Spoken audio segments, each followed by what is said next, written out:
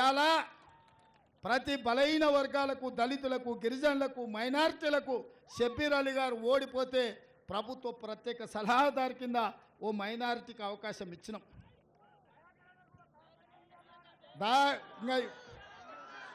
దయాకర్కు జర పెద్దది ఇద్దామని అద్దంకి దయాకర్కు మీ మాట ప్రకారం అద్దంకి దయాకర్దే ముఖ్యమంత్రి కుర్చీ. నా పని అంతా సగం ఆయనే చూస్తాడు.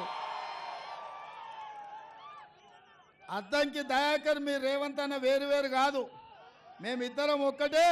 తప్పకుండా ఆయనకు మంచి పదవి ఇచ్చే బాధ్యత నాది. కష్టపడ్డోళ్ళకు అవకాశం కల్పించే బాధ్యత నాది.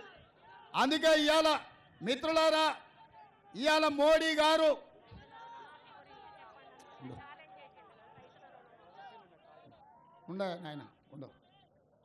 ఇవాళ మీ ద్వారా ఇప్పుడే మరి మా వాళ్ళు చెప్తున్నారు ఏమని, క్యాంప్ ఆఫీస్లో హరీష్ రావు ఉన్నాడని.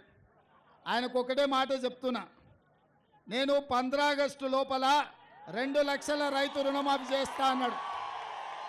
ఆయన నువ్వు చేయలేవన్నాడు, నేను చేస్తా అన్నా. ఆయన రాజీనామా చేస్తా అన్నాడు. ఇప్పుడు నేను చెప్తున్నా, హరీష్ రావు గారు రాసి పెట్టుకో, కొమరవెల్లి మల్లన్న సాక్షిగా 15 ఆగస్టు లోపల ఈ రాష్ట్రంలో ఉన్న రైతులకందరికీ 2 లక్షల రూపాయల రుణమాఫీ చేసి ఈ తెలంగాణ రైతాంగాన్ని ఆదుకునే బాధ్యత నాది. ఈ సిద్దిపేటకు పట్టిన శని, ఈ శనీశ్వరరావును పాతాళానికి తొక్కే బాధ్యత నాది. 15 ఆగస్టు నాడు ఈ దేశానికి స్వాతంత్రం వచ్చింది. 15 ఆగస్టు నాడు ఈ శనీశ్వరరావు నుంచి ఈ సిద్దిపేటకు కూడా స్వతంత్రం రాబోతుంది.